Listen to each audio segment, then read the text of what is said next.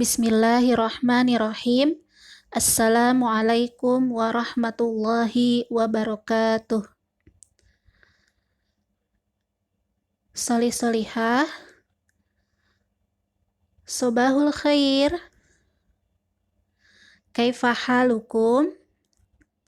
Semoga kita semua selalu diberikan kesehatan dan selalu dalam lindungan Allah Subhanahu wa Ta'ala. Amin ya Robbal 'Alamin. Khair, solih-solihah.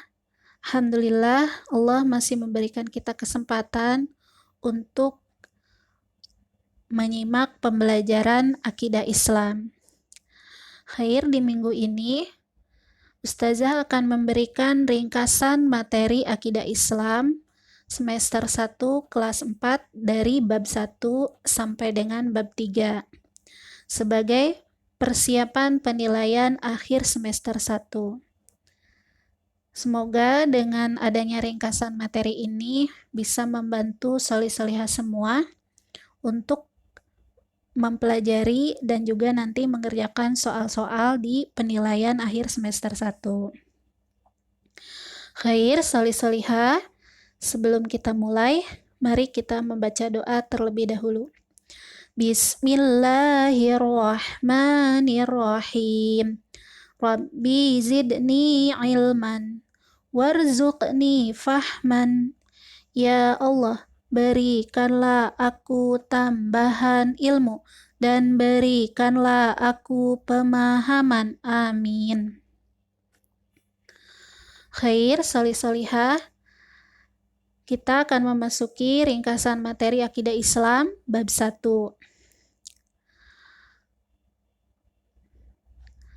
Allah Subhanahu wa Ta'ala menciptakan manusia, alam semesta, dan kehidupan ini.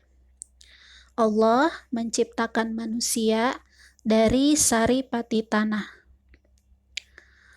Pertanyaan besar disebut Uqdatul Kubro. Yang termasuk Uqdatul Kubro yaitu pertanyaan tentang dari mana kita berasal, untuk apa kita hidup, akan kemana setelah kita meninggal. Dalam Al-Quran dijelaskan bahwa kita diciptakan Allah Subhanahu wa Ta'ala untuk beribadah. Hal ini tercantum dalam surah Az-Zariyat ayat 56 yang artinya, dan aku tidak menciptakan jin dan manusia, melainkan agar mereka mengabdi dan beribadah kepadaku. Ibadah berarti penghambaan manusia kepada Allah Subhanahu wa Ta'ala. Makna ibadah adalah menaati seluruh perintah Allah dan menjauhi larangannya. Agar ibadah kita diterima oleh Allah Subhanahu wa Ta'ala, ibadah kita harus sesuai dengan syariat Allah dan niat ikhlas karena Allah Subhanahu wa Ta'ala. Bentuk ibadah kepada Allah sangat banyak, seperti sholat, puasa, zakat, membaca Al-Quran, membantu orang tua, tersenyum, sopan dan santun, dan masih banyak lagi. Allah telah memberikan kita begitu banyak nikmat dan karunia yang luar biasa. Contohnya, telinga untuk mendengar, mata untuk melihat, mulut untuk berbicara, dan lain-lain. Oleh karena itu, kita harus bersyukur kepada Allah dengan cara beribadah. Setelah kehidupan ini, kita akan kembali kepada Allah Subhanahu wa Ta'ala untuk mempertanggungjawabkan amal perbuatan kita selama di dunia. Hal ini tercantum dalam firman Allah surah Al-Ghasyiyah ayat 25-26. Manusia akan dihisab dan dihitung amal-amalnya. Jika amal kebaikan lebih berat dari amal buruk, maka ia akan masuk ke dalam surga. Sebaliknya, jika amal keburukan lebih berat daripada kebaikan, maka ia akan masuk ke dalam neraka. Manusia akan mengalami setiap tahap-tahap kehidupan, yaitu 1. Alam ruh, yaitu alam di mana manusia masih berbentuk ruh tanpa raga atau jasad. Yang kedua, alam rahim, tahapan di mana manusia diciptakan Allah dan tersimpan dalam rahim seorang ibu. Di dalam rahim ditentukan nasib setiap manusia. Yang ketiga, alam dunia, yaitu tahapan masa kehidupan manusia di dunia sejak dilahirkan dan diwafatkan oleh Allah Subhanahu wa Ta'ala. Di dunia, manusia harus mengikuti setiap peraturan yang Allah buat dan tetapkan. Selanjutnya, yang keempat, alam barzakh, yaitu tahapan manusia akan menemui kematian. Setelah kematian, manusia akan berada di alam barzakh. Di sana ada malaikat Munkar dan Nakir yang akan bertanya kepada manusia di alam kubur.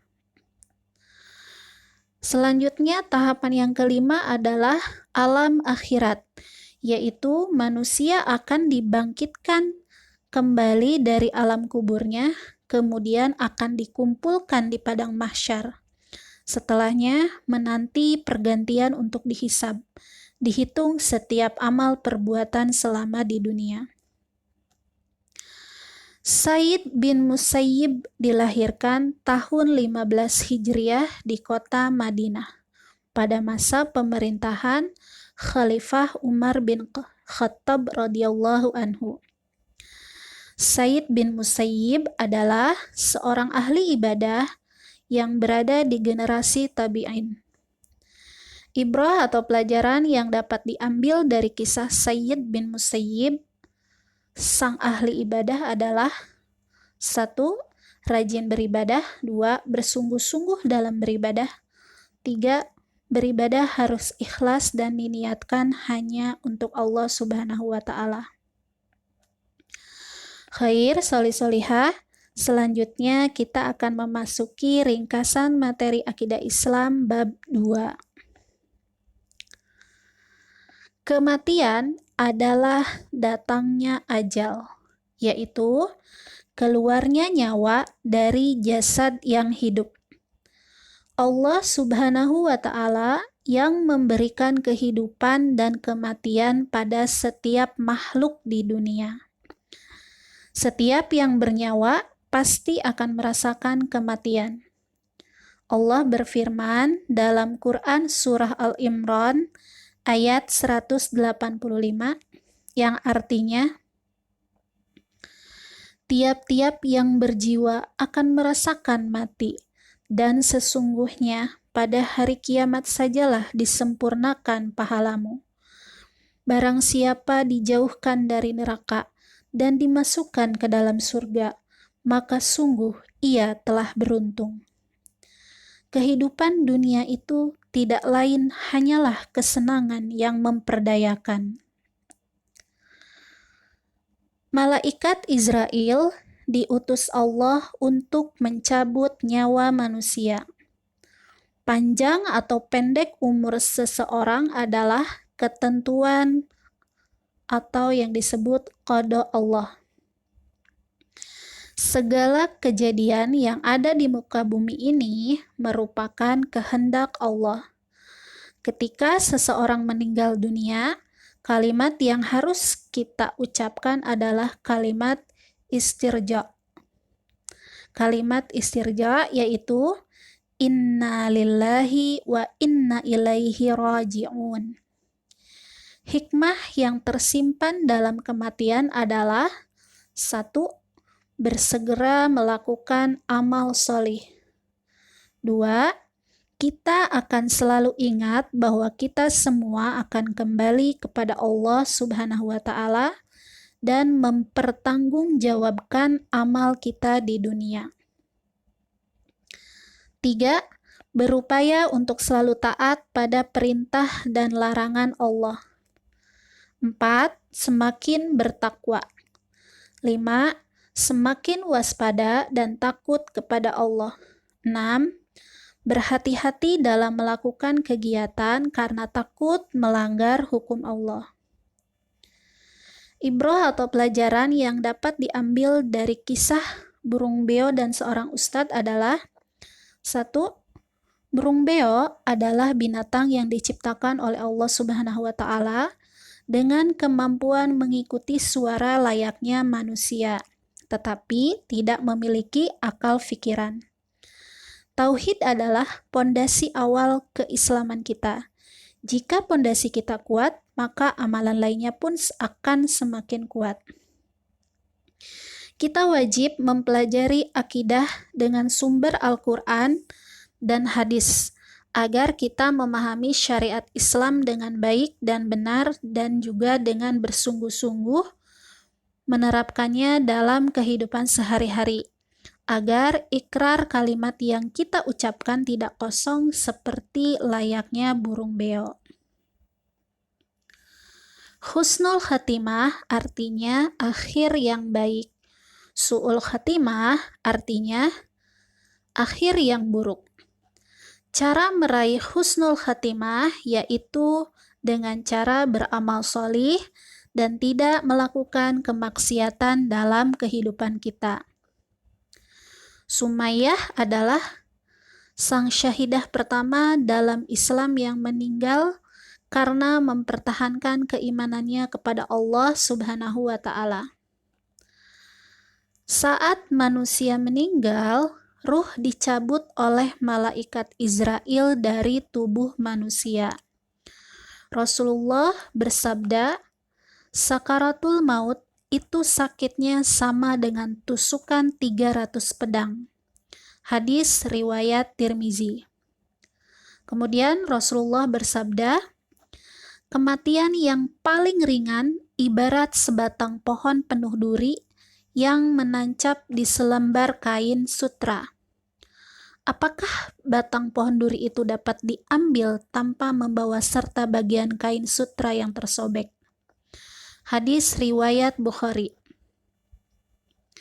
Saat manusia meninggal, tidak akan membawa apa-apa kecuali amal-amalnya selama di dunia. Manusia akan mati dalam keadaan akhir yang baik atau husnul khatimah jika semasa hidupnya menjalankan perintah Allah dan menjauhi larangannya. Manusia akan mati dalam keadaan akhir yang buruk atau su'ul khatimah jika semasa hidupnya berlaku maksiat dan berbuat dosa kepada Allah Subhanahu wa Ta'ala. Khair, solih-solihah. Selanjutnya kita akan memasuki ringkasan materi akidah Islam bab 3. Sifat wajib adalah sifat yang pasti dimiliki oleh Allah Subhanahu wa Ta'ala. Sifat-sifat wajib bagi Allah disebutkan dalam Al-Quran. Sifat-sifat wajib bagi Allah yang telah kita pelajari berjumlah 10 sifat. Wujud artinya ada. Keberadaan Allah dapat kita lihat dari adanya ciptaan di alam semesta ini. Arti sifat qidam adalah terdahulu. Baqa artinya kekal. Allah kekal keberadaannya. Allah bersifat kekal, sedangkan manusia yang ada di bumi ini akan mengalami kematian. Mukhalafatul lil hawadisi artinya berbeda dengan makhluknya. Allah adalah pencipta. Allah tidak sama dengan makhluknya. Sifat yang tepat dan sesuai dengan pernyataan di atas adalah mukhalafatul lil hawadisi. Qiyamu binafsihi artinya berdiri sendiri. Dalam menciptakan ciptaannya, Allah Subhanahu wa Ta'ala tidak memerlukan siapapun untuk membantunya.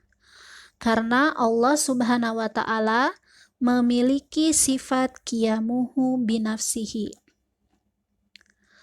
Wahdaniyat artinya esa. Tuhan kita hanya ada satu, yaitu Allah Subhanahu wa Ta'ala. Tidak ada Tuhan yang lainnya selain Allah. Qudrat artinya kuasa. Allah mempunyai kuasa atas segala sesuatu yang diinginkannya. Contohnya, Allah memiliki kuasa atas mukjizat yang diberikan kepada para rasulnya. Iradah artinya berkehendak. Allah Subhanahu wa Ta'ala berkehendak atas segala sesuatu yang diinginkannya. Ilmun artinya Allah memiliki pengetahuan dan kepandaian yang sempurna. Hayat artinya hidup. Allah Subhanahu wa Ta'ala ada sebelum semuanya ada. Allah selalu hidup, tidak akan pernah mengalami kematian. Allah Subhanahu wa Ta'ala adalah zat yang maha sempurna. Manusia diciptakan Allah untuk beribadah. Manusia harus saling bersilaturahmi agar kehidupannya berlangsung dengan baik, karena manusia saling membutuhkan. Sifat mustahil bagi Allah adalah sifat yang tidak dimiliki Allah. Allah memiliki sifat mustahil adam, artinya tiada. Hudus artinya baru. Allah adalah yang terdahulu, jadi tidak mungkin atau mustahil Allah bersifat baru atau hudus. Allah adalah yang terdahulu dan berdiri sendiri. Tidak ada yang lebih awal daripada Allah, maka mustahil Allah bersifat hudus. Fana artinya binasa. Segala sesuatu yang ada di dunia ini tidak ada yang abadi. Semua akan binasa. Hanya Allah yang abadi, maka mustahil Allah bersifat fana. Mumasalatuhu lil hawadis artinya menyerupai sesuatu. Allah tidak dapat disamakan dengan manusia yang serba lemah dan terbatas. Allah mustahil memiliki sifat mumasalatuhu lil hawadis. Qiyamuhu bighairihi artinya bergantung pada yang lain. Untuk menciptakan langit dan bumi serta segala isinya, Allah tidak membutuhkan dan tidak bergantung pada siapapun. Maka mustahil Allah memiliki sifat qiyamuhu bighairihi. Ta'addud artinya lebih dari satu. Allah tidak bersifat banyak atau lebih dari satu. Allah Maha Esa.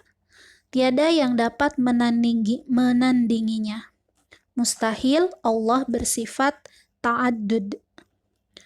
Allah Subhanahu wa Ta'ala mustahil memiliki sifat ajzun. Ajzun artinya lemah. Karohah artinya terpaksa. Segala sesuatu pasti terjadi jika Allah menghendaki, maka tidak mungkin Allah bersifat karohah. Jahlun artinya bodoh. Ilmu Allah tidak terbatas. Mustahil Allah bersifat jahlun. Allah Subhanahu wa Ta'ala mustahil memiliki sifat maut. Maut artinya mati. Yang akan mengalami akhir adalah makhluk seperti manusia, bumi, matahari, bulan, bintang, dan sebagainya. Sedangkan Allah bukan makhluk, tetapi Allah yang menciptakan makhluk. Artinya, Allah tidak akan mengalami kematian dan tidak akan sirna, karena Allah mustahil bersifat maut.